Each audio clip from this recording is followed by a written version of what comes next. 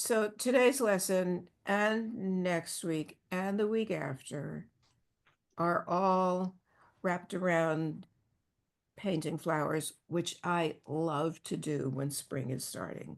I just, you know, it just seems like a great way to welcome in the new season. So for weeks and weeks and weeks, I've been planning on painting some sort of flowers this week. And then it was suggested to me by a student that perhaps I could think about Georgia O'Keeffe, which I have done before when painting flowers, thinking about Georgia O'Keeffe. She's just a wonderful inspiration. She's a wonderful inspiration in general, but certainly for painting flowers. And so I said, all right, let's do it. Um, I gotta say, I'm really happy this morning. I'm doing three of the things right at this moment that I love the most: teaching, painting flowers, and also thinking about a great artist whom I admire and letting that person's work kind of infuse my own and then sharing it, of course, with you. So, three wonderful things. I'm feeling very happy this morning. So let's go back to the pictures. What I want to do is to tell you a bit. Let's get the pictures up. Tell you a bit about Georgia O'Keeffe, which you're likely to know already, but I'll just tell you anyhow. So Georgia O'Keeffe was one of the most significant artists of the 20th century. And she was also one of the first female artists to achieve worldwide recognition from critics and also from regular people who just saw her work and admired it. Um, she lived from 1887 to 1986. She lived to be 99 years old. And she left us with about 1,000 oil paintings and 1,000 works on paper, some of which were watercolors. She grew up in Wisconsin. She studied art at the Art Institute of Chicago and also the Art Student League in New York City. Um, in 1915, she started painting her first abstractions. She was down in Texas then, and she was teaching art in Texas, and she started to experiment with abstraction. And so let's see what I've got here. Okay, abstraction. So this is, you can see the date here, an early painting by Georgia O'Keeffe, very abstract. A friend of hers in New York introduced her to this guy named Alfred Stieglitz. He was a professional photographer and owned a gallery. Um, and so her friend introduced her to Alfred Stieglitz, and through him, she kind of became part of a circle of avant-garde artists in New York City. Stieglitz showed her work in his gallery, and she had her first solo exhibition there in 1917. And then they had an affair. He was married. He was also 23 years older than O'Keeffe.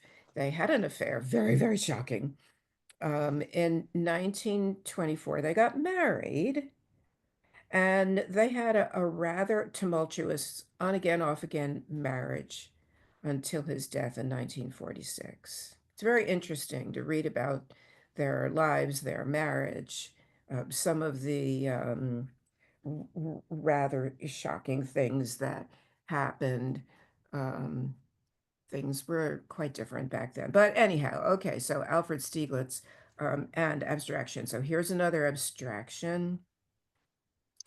In the 20s, O'Keeffe spent a lot of time up in Lake George, New York. The Stieglitz family had a retreat up there. And her time in New York inspired many landscapes, paintings of leaves like this one. She went back and forth. This you can see it's called the Maple. So it's a painting of a tree, fairly abstracted. Um, she went back and forth between Lake George and New York City. And in New York City, she made a lot of cityscapes, some like this one. Then in 1929, she went to New Mexico. I believe that was the first time. She was really inspired there by the landscape and the culture. And she went there for 20 years every year. And in 1949, she moved there permanently. And she painted the landscape, she painted bones. She so this is part of a, I'm not sure I would call it a series, but she made many paintings of bones. This one's interesting because it incorporates a flower, which we're going to get to. Another one with a flower. What's happening here? I happen to love this one, which is so abstract. Here's a landscape of the Southwest and another. Sorry, not all of these are the best pictures. Okay, now we get to flowers. So in 1925, she painted her first large flower. And I I'll go out on a limb here. I don't know if this is true, but I will say that she might be most famous for her paintings of large flowers. She's certainly famous for the other things, but when people think of Georgia O'Keeffe, they might, you can hear the hesitancy in my voice because I don't think this is a fact. I'm just saying, when people think of Georgia O'Keeffe, they might think about large flowers. Curiously, her paintings of large flowers are only 10% of those 2,000 or so pieces of art that she left us with. Only 10%. Okay, so here are some of her large flowers. And I apologize, I do not have dimensions for these paintings, but they're big. Here's one on the wall at a museum, and those two people there give you a sense of the scale of the painting.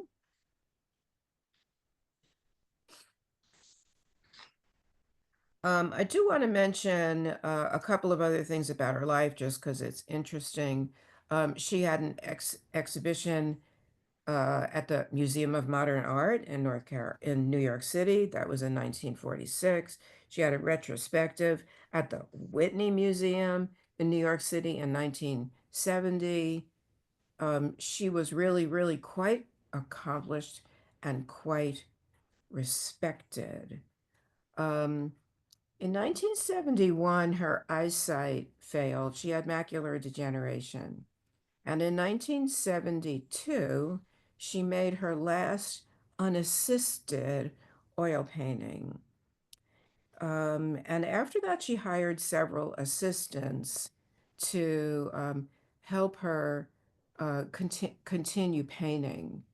And something very interesting happened um, a couple of weeks ago, maybe 2 weeks ago, when I was planning this lesson. I was reviewing my notes about Georgia O'Keeffe in preparation for this lesson. And on that very same day, the New York Times printed an article about a guy named Juan Hamilton. Um, during the and it, and it also, like in the headline, it had the words Georgia O'Keeffe. It's like, oh, let's click on that.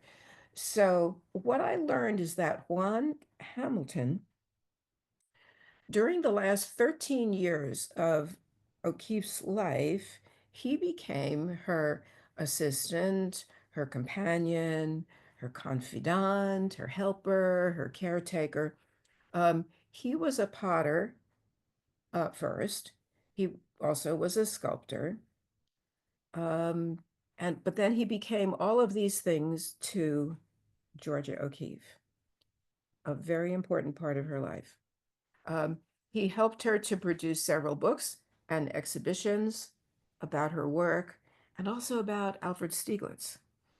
He was much younger than she. He was in his 20s and she was in his 80s when they met.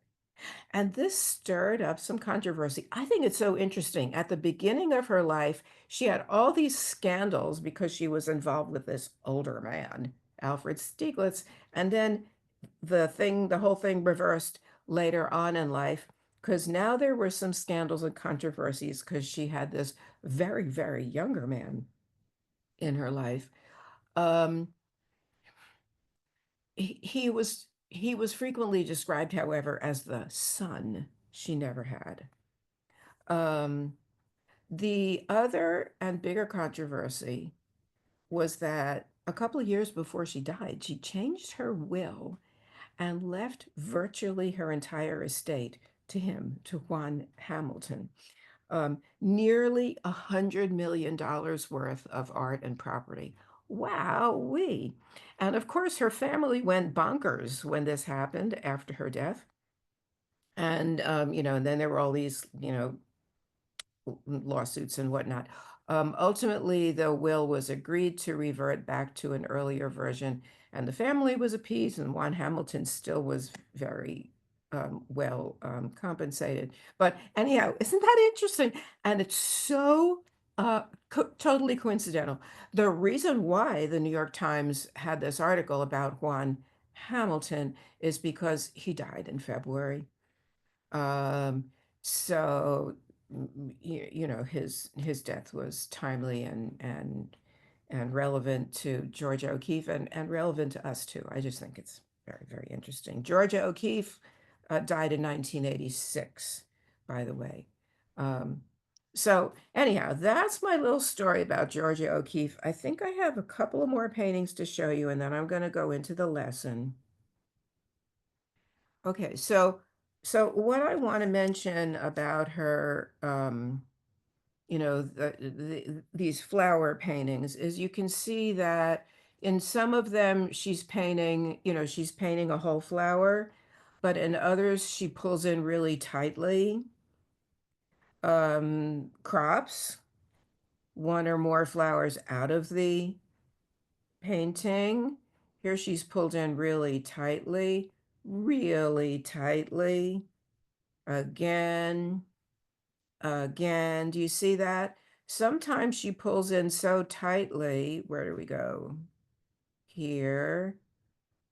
Here, where it really does become very abstract.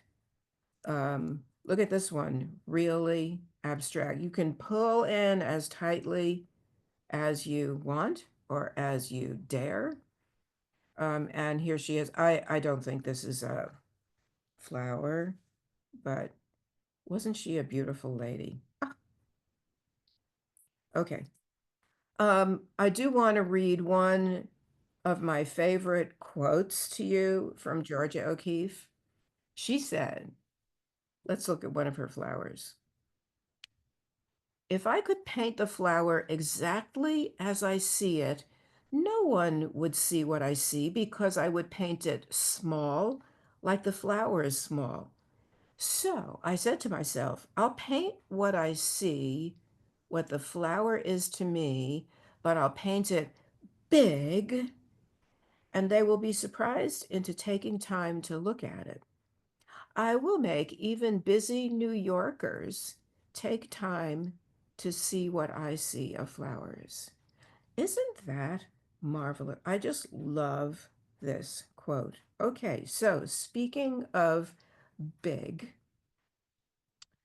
um, I would like to encourage you. I'm going to get into the lesson in just a minute, the actual, what I'm going to be painting. But let me just say that if you're not used to painting big, and I don't know what you consider to be big, maybe try to paint a little bigger than usual in this lesson. You don't have to paint a painting that's full sheet. You know, a full sheet of watercolor is 22 by 30 or bigger than that. You can go bigger than that. I'm not saying that big, but even if you can squeeze another inch, you know, if you have the ability to go a little bit bigger, I think that would be good.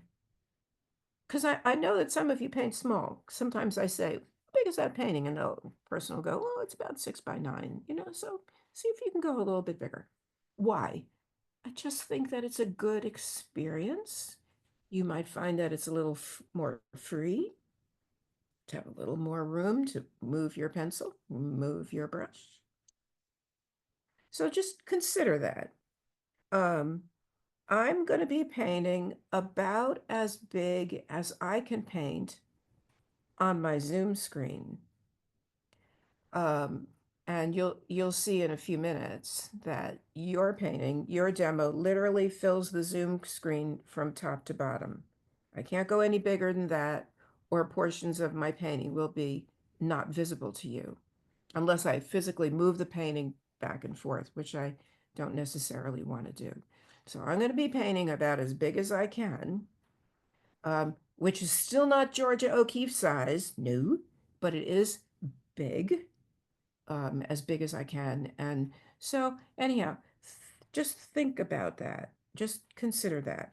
The other thing, and I believe I put this in my email or I mentioned it last week in class, I can't remember, is I'm using hot press paper for both demos. I'm using Lana Corel, a hot press, 140 pound watercolor paper. And I decided to use that for both of the demos for several reasons. First of all, I just love painting on hot press paper. It's very smooth and the brush kind of glides over it. It doesn't go ba-bump, ba-bump, ba-bump over the little hot cold press bumps. It's very smooth. And so it feels nice to run a brush across the hot press paper. Hot press paper also leaves, if you will, a trail of where my brush has been. On cold press paper, marks tend to even themselves out and kind of get smooth. And on hot press paper, where your brush touches the paper, where it lands, it's more likely to leave an imprint. So I find that on hot press paper, I have more brush marks remaining, which in some cases, as with flowers, I rather like. I think this characteristic of the hot press paper will give my paintings some added texture and suggestions of markings on the flowers, which I think will be quite interesting. Reason number 3 is because of the smoothness of the surface. It is just an absolute pleasure for me to draw on hot press paper. Once again, my pencil's not going ba-bump, ba-bump, ba-bump over the bumps on the surface. It just glides across.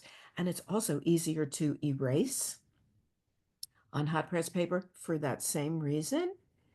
And I was planning from the very beginning to do my drawings directly on my watercolor paper, free hand. I'm not drawing ahead of time and transferring. I'm drawing free hand, which means I was anticipating doing a fair amount of erasing, and I knew that hot press paper would be very nice for that. Okay, all that said, I'm pretty sure that when I sent you the email last week, when did I send that email? About a week ago. I said, you don't have to rush out and buy hot press paper. No, no, no, no, not necessary. If all you have is cold press paper and you want to make a painting like mine or another painting of a flower or a Georgia O'Keeffe style painting, cold press will work just fine no matter what. And even if you're following along with me, you know, like you want to paint exactly the same flower using my source photo, which is okay, you can use the same techniques that I'm using. You don't have to change anything. Does that make sense to everybody? So I didn't want anybody to feel anxious or concerned about not having hot press. I didn't want anybody to feel like you have to rush out and spend a lot of money on hot press. Not necessary. Okay, are we good? Are we all fine? Yeah, okay. So the two things there are painting a little bigger than usual and considering the surface of the paper. Okay, questions, please unmute before I dive in. Questions, please. Everybody's so quiet. You new ladies doing okay? Yep. Yeah, new ladies doing okay, especially. Yeah, we good. Alexis, Alexis, Lloyd, I see you waving at me. you talking to Lloyd? me? Oh, okay, Joanne, yes? Okay, I don't have a question, but yesterday I get a quote a day on my phone, and the quote yesterday was from Georgia O'Keeffe. And what it says is, it isn't just talent. You have to have something else. You have to have a kind of nerve. I just thought, that's so great. That is great. And boy, did she have a kind of nerve. Yeah. She was one nervy lady. Yeah. Oh, very cool. Very cool. Thank you, Joanne. Lloyd, did I see? Yes, you're. yeah, I guess it's all of our techniques and everything. And you were saying you love hot press paper. I have a tablet, or a block I'll probably give you, because I don't like it. And right now I'm painting on rough, and I love the 140 pound. I'm on an Arches block of 140 pound rough, and I love it. I like the bumpier look. So it's Okay. just, personal preference, I guess. And well, you're a far better artist, so maybe I just like the fact that it hides a multitude of sins. Okay, well, we all have our preferences, and it is a good idea to and I do recommend, but I'm not trying, obviously I can't force anybody. I do recommend that you try other surfaces. I think most of us start out with cold pressed paper. That's kind of like the gold standard. We all start out with cold pressed paper. But at some point, it's not a bad idea, really, to try some hot press, or in Loy's case, try some cold press, um, and try other surfaces than watercolor paper. There's all kinds of things to paint on, and the more you try, the more you'll experience. And as Lloyd just said, she loves painting on the rough paper. That's not my favorite surface. It's not, but it certainly is worth trying. So, yeah. So anyhow, thank you, Joanne, for that quote. Thank you, Lloyd, for mentioning rough paper. Anything else? All right, let's dive back into the pictures then, and let's see what's going to happen. All right. You know, if you looked at my email from about a week ago, I sent my source photos, and you know that I'm going to be painting a water lily and I'm going to be painting a rose. Okay. So here's, oh, and all right, so let me just stop sharing one more time. Sorry. I really am going to get into the lesson. Um, Thinking in terms of flowers and Georgia O'Keeffe, I'm going to paint on the largest piece of paper I can on Zoom, thinking about Georgia O'Keeffe and her large flowers, which you might want to do, or you might want to paint a small flower within your rectangle of paper, or maybe you want to paint a whole garden of flowers or a whole bouquet of flowers. Maybe you don't want to paint flowers at all. Things are always very flexible and accommodating here. Um, if you want to channel, so to speak, Georgia O'Keeffe in one of your paintings, and you're going to be doing your own choice of flower, not mine, which I always encourage, of course. I do think about the size of your paper, first of all, however large you want to go. But think about a flower that's going to, that you can really make it large with some impact. Okay. A, Um, certain flowers I find, I love flowers. I'm not a gardener at all, I gotta say, totally not a gardener, but certain flowers I find a little bit fussy. Um, I, when I do something like this, I look for flowers that have very obvious shapes within them, and also the outside of the flower has a beautiful shape.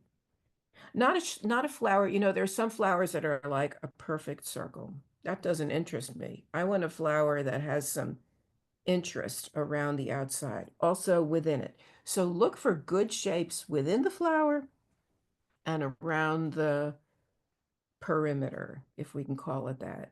Okay. Another thing is, let's say you're going to make a painting that's 9 by 12. Let's say that's a little bit bigger than your usual, and you're going to go, oh, I'm going up to a 9 by 12. What was that term you used, Joanne, with the quote from Georgia O'Keeffe? She's got what? What did you just say? A sense of adventure, No, the was that, quote that you just read. To make good um, art. I'll have to go back and find it. It was I can't remember. it was having a bit of nerve. Yeah, Nerve. having a Okay. bit of nerve. Nerve. Thank you. Okay. So let's say you're going to go a little bit bigger to 9 by 12 because you got the nerve now to do it. All Yeah. right.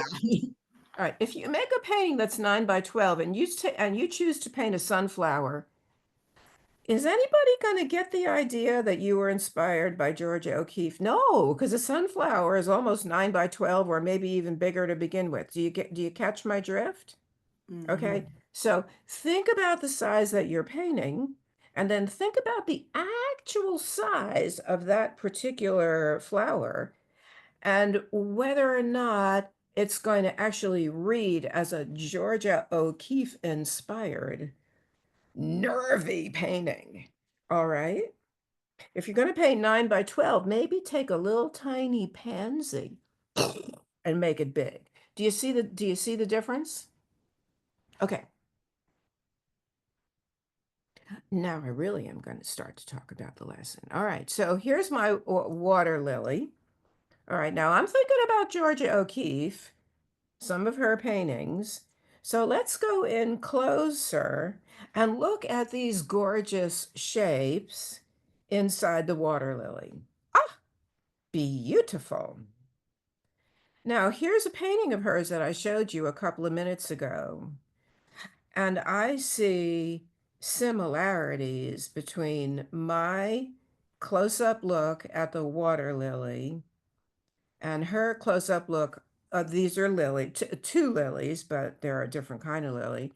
But she was diving in really close to the central portion of the flower. And something else that I want to mention is about the value.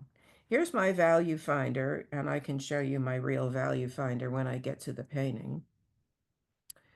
If you look at my values, I generally think of dividing them 5 values from very light at the top to very dark at the bottom, and mid value, obviously, in the middle. Georgia O'Keeffe's painting is what we refer to as high key, meaning that most of the values in her painting were mid and lighter, mid to light, mid to light. Here's her painting. Do you see that? Yeah, there are some places in here that are darker, but most of them are high key in value. And look at my source photo. Do you see it? My water lily. There are a few darker places, but most are mid value and lighter. As opposed to this one, this is the other photo I sent you, some roses. I'm thinking about Georgia O'Keeffe now, so look what I'm gonna do. Pulling in real close to my rose. And here's a painting by Georgia O'Keeffe. Oh my, look at this. Look at this. Oh, what an inspiration. Now let's talk value. Are you ready? Here's my value finder again. If you look from mid-value down to the dark, we call that low key. Look at her painting. There's virtually nothing in here that's light. Everything is mid-value and darker. Here's my source photo. Now, my source photo in general is lighter than Georgia O'Keeffe's painting. This particular rose has some lovely sunlight, bright sunlight on it, and it's got some yellow places. Yellow is a very light value color. And in fact, there are a couple of places where the yellow is struck by strong sunlight, so it's quite light. But my painting can have a bit of a feeling of Georgia O'Keeffe's and being a little bit lower in value. Okay? Any questions about that comment about value? I have a quick question about value. Yes, Roseanne. Obviously we don't know how yeah, it's Roseanne. Obviously we don't know how Georgia O'Keeffe painted this, but looking at that rose, to me it looks like it's basically one wash of red, and then she went back in with like dark violet or blue or whatever to make her the shapes with the shadow. I mean, could she have done it like that? Oh yeah, it looks to me like a very monochromatic painting. Like it's basically red. I don't think, wait, where are the I don't think this is a watercolor, but it really does look like many, many values of red. She started, it looks like a cad red, perhaps, because it's rather on the warm side. And then she darkened it. You can see that here she's darkening it, going into purples, and then perhaps using black paint. Um, but Roseanne, I don't know how she worked either. And I will say one thing that I don't know if Georgia O'Keeffe started out with a value study, like I'm going to start now, because of course I pretty much always start with a value study. I do not know that. And I forgot to say before I started this whole thing, let me just I'm not an art historian.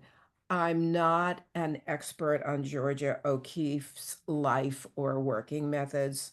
I'm just a humble artist who enjoys looking at great art and trying to pour it into my brain as much as I can. But, Roseanne, when people ask me questions like that, all I can do is say, well, I think that maybe she used CAD Red.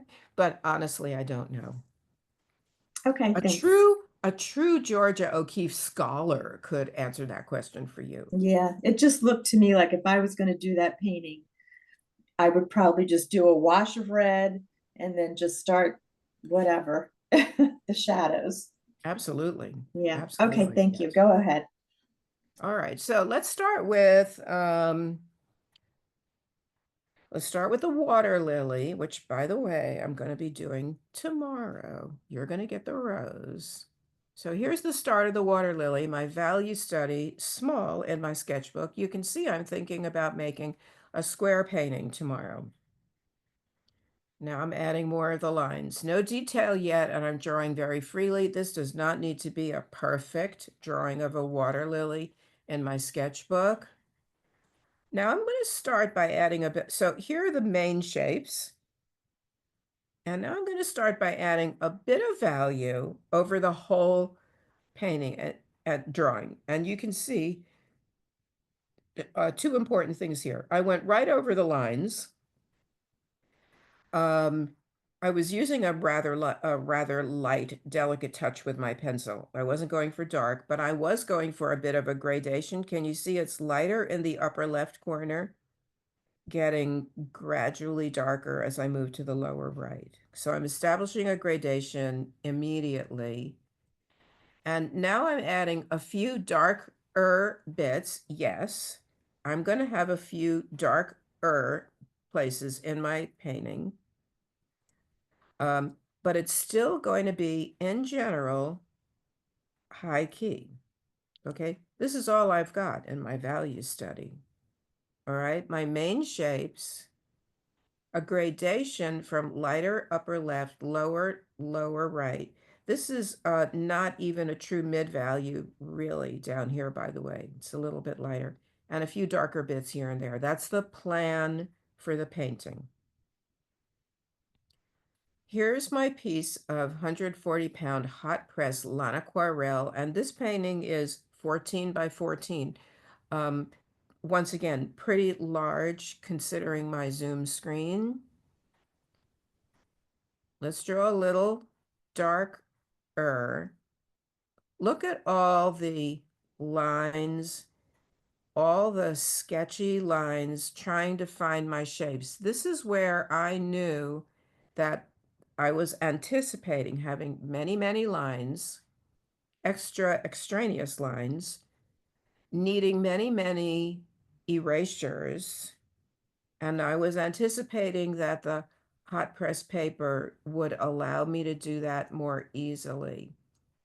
I will say one thing, that when I erase, and so from here, I'm making some corrections, and now I'm getting to the final. This is where I am. But I just want to say that in the process of cleaning up the painting, so going certainly from here with all those extraneous lines to here cleaned up, I did a lot of erasing using mostly my kneaded eraser, which is very soft. Even though the hot press paper allows for easy erasing, I still don't want to have to grind the eraser too aggressively on the surface to remove the graphite. And the kneaded eraser is nice and soft. And when I use the kneaded eraser, I don't feel like I'm injuring the surface of the paper. If you grind the eraser too hard, it's going to roughen up the surface, and then when you start to put paint on, it's going to make dark, it may result in darker patches where you've erased, and I really don't want that to happen. Okay, everybody with me? This is where I'm at. I'm not using any masking fluid on either of these paintings. Okay, yours. Finally. Oh my gosh. Let's talk about it. Our beautiful rose. Here's the start of my value study. Just the big shapes. Do notice, everybody, I was planning on making a painting, not a square like tomorrow's. I wanted to make a tall, narrow, vertical painting. So what did I do in my sketchbook? I started out making a tall, narrow, vertical, small rectangle in my sketchbook. And I'm just putting in the big important shapes, and now a few more.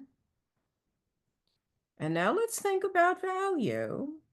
So in your case, I put a value over the whole painting, not really a gradation here. Do you see that? It's kind of a similar value. I'm thinking about Georgia O'Keeffe now.